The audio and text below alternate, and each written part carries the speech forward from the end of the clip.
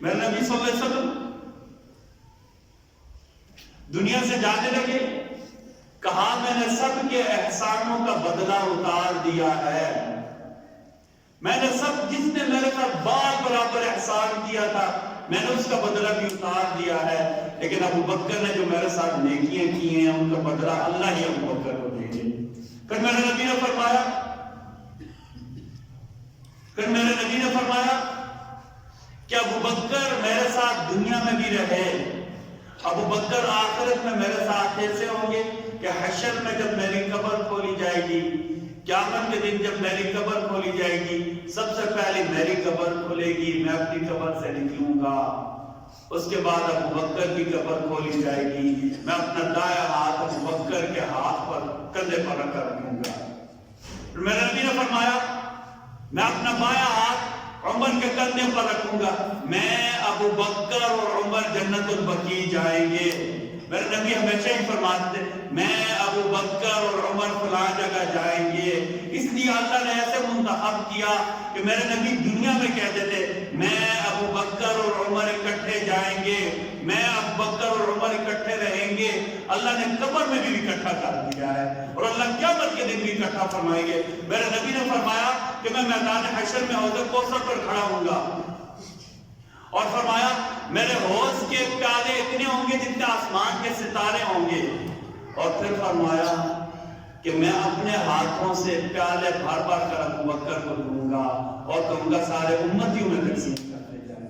بھائیو ہمارے علماء نے لکھا ہے جو ابو بکر کو نہیں مانتا اسے حوض کوثر پر نبی کے ہاتھوں سے جام کوثر پینا نصیب نہیں ہوگا، کیونکہ بھائی میرے نبی پیالہ بھر کر ابو بکر کو دیں گے، جو ابو بکر کو نہیں مانتا ابو بکر سے بغض رکھے گا تو دشمن کو کبھی دشمن سے پیالہ ملتا ہے بھائیو اگر ابو بکر کو مانیں گے تو حوض کوثر پر جام کوثر نصیب ہوگا، بھائیو ابو بکر کو مانیں گے تو نبی کی معیت نصیب ہوگی، بھائیو ابو بکر کو مانیں گے تو میدان حشر میں اللہ کے نبی ہماری شفاعت کریں گے، بھائیو ابو بکر کو مانیں گے تو میدان حشر میں نبی کے جھنڈے تلے رہنا نصیب ہوگا۔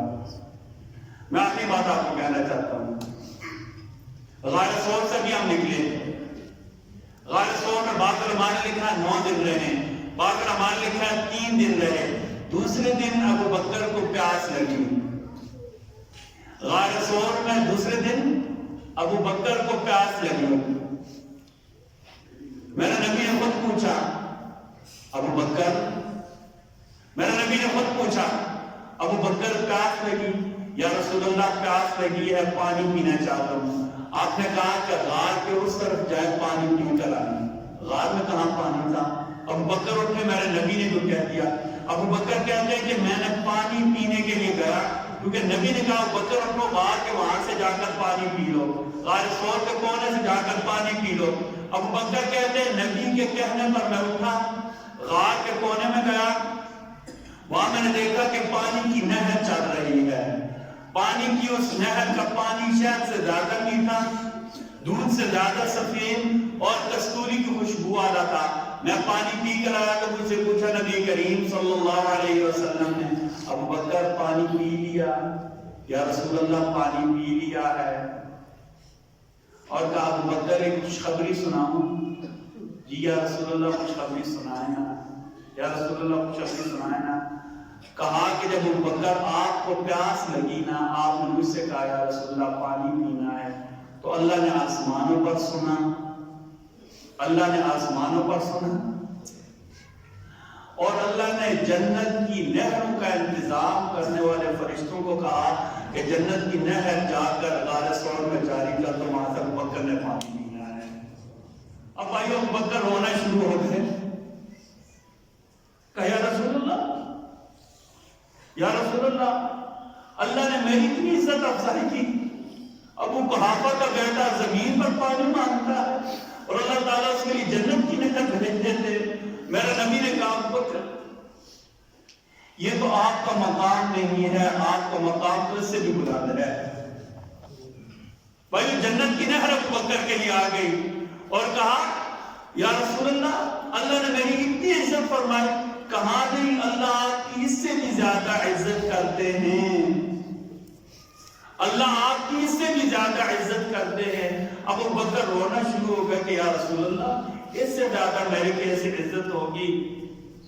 میرا نبی صلی اللہ علیہ وسلم نے قسم اٹھائی، اس ذات کی قسم جس نے مجھے حق کے ساتھ مبعوث فرمایا، اس ذات کی قسم جس نے مجھے حق کے ساتھ مبعوث فرمایا، ابو بکر جو تم سے دشمنی رکھے گا وہ کبھی جنت میں داخل نہیں ہوگا، اگرچہ اس کے اعمال 70 نبیوں کے برابر نہیں ہوں۔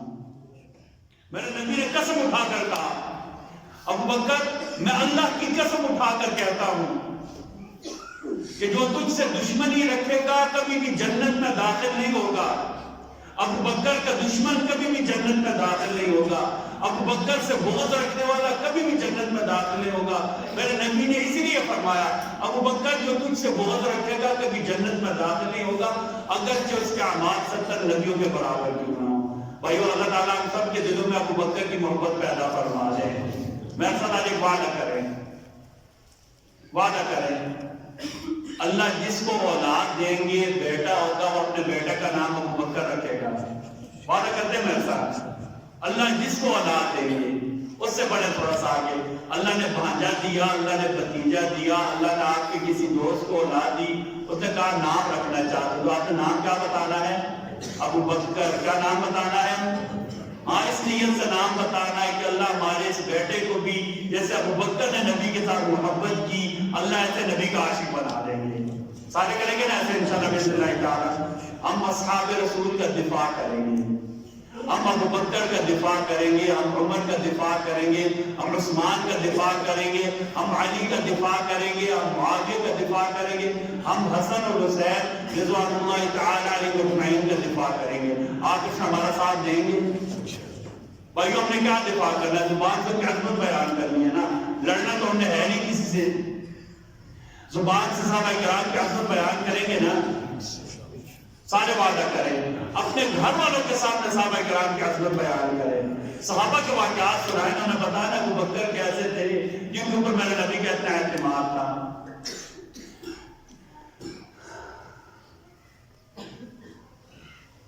بھائیو، ہم تو ایسے دور میں جی رہے جا لوگوں سے ابو بکر کی عزت محفوظ نہیں۔